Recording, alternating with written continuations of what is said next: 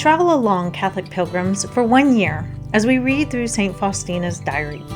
Join me, Amy Thomas, each day for a short reading out of the diary which brought us a deeper understanding of Christ's divine mercy.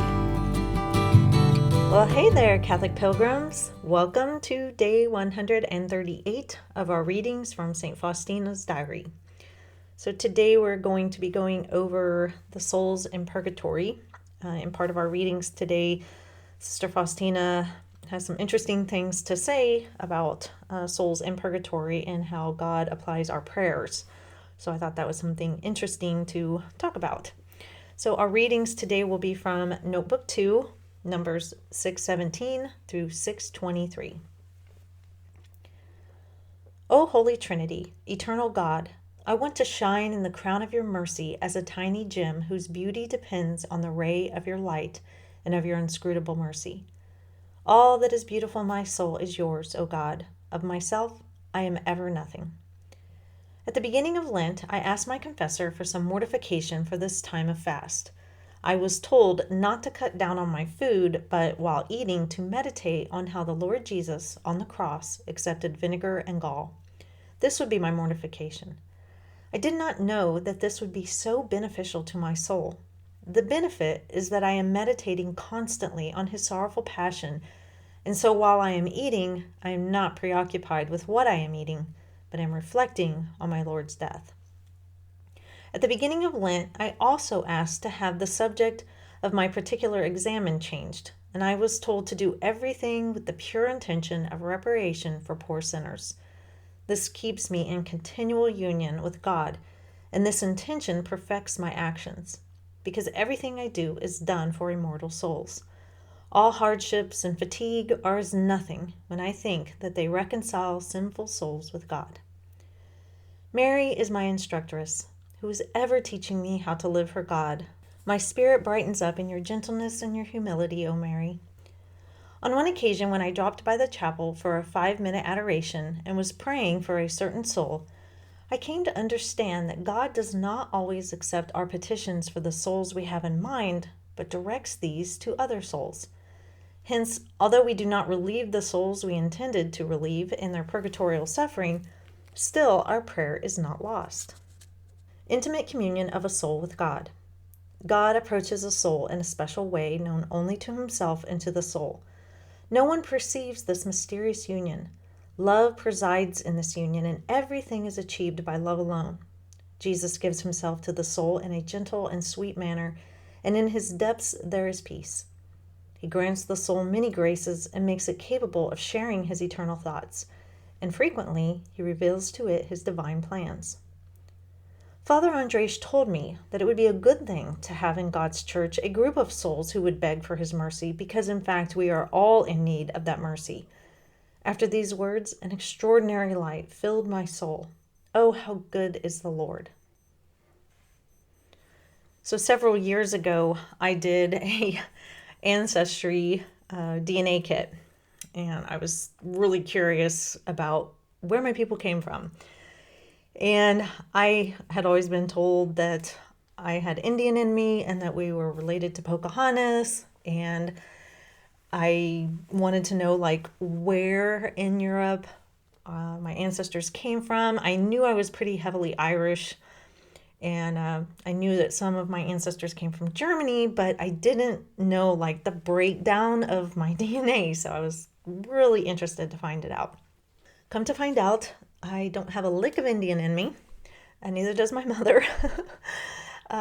So apparently everybody has stories in their family about being related to Indians, Native Americans. I don't know why that is, but no Indian, no Native American in me, not an ounce.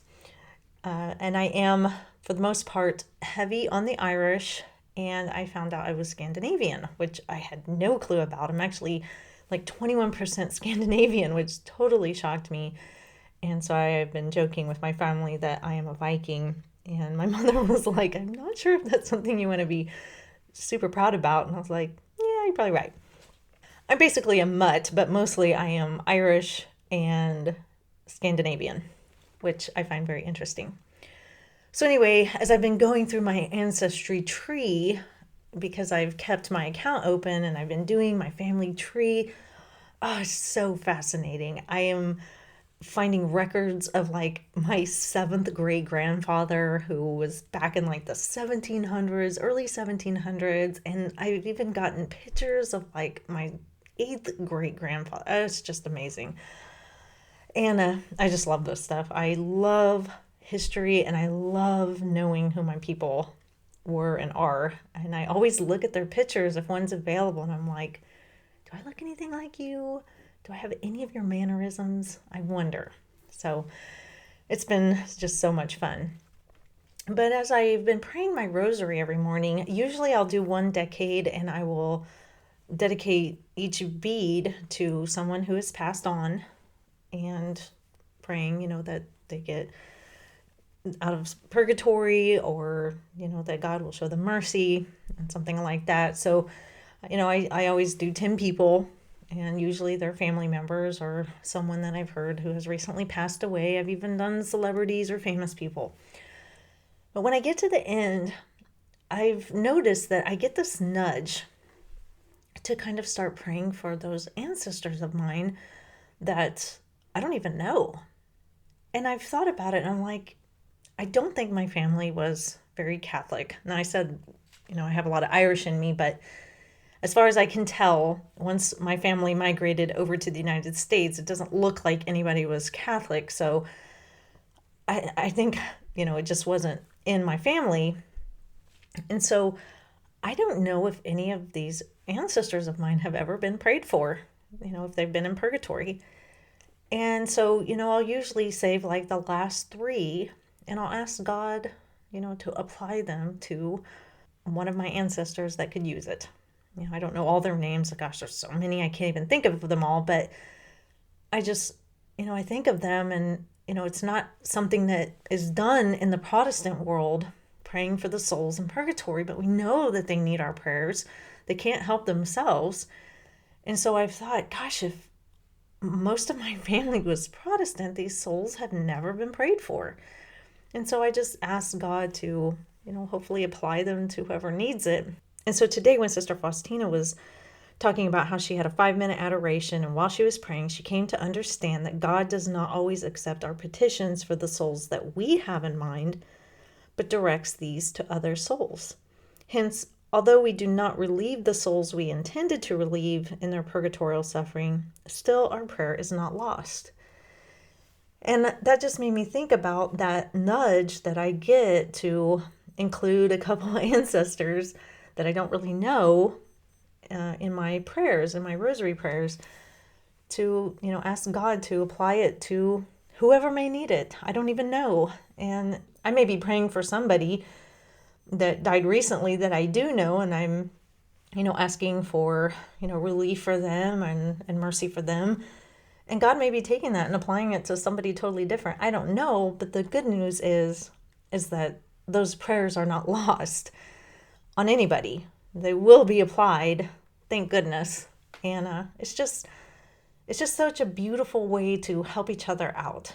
And I love that. I love that just by doing the Ancestry kit, that it has opened my mind to thinking about praying for the souls of my family members that came before me and just praying that they make it to heaven.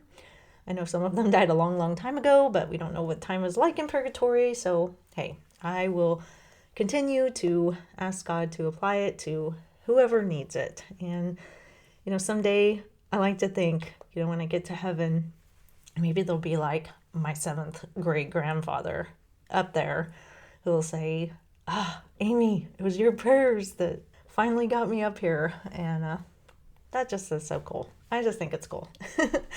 So that is all for today, Catholic Pilgrims. I will see you back here for day 139. And until then, live the faith boldly and travel well.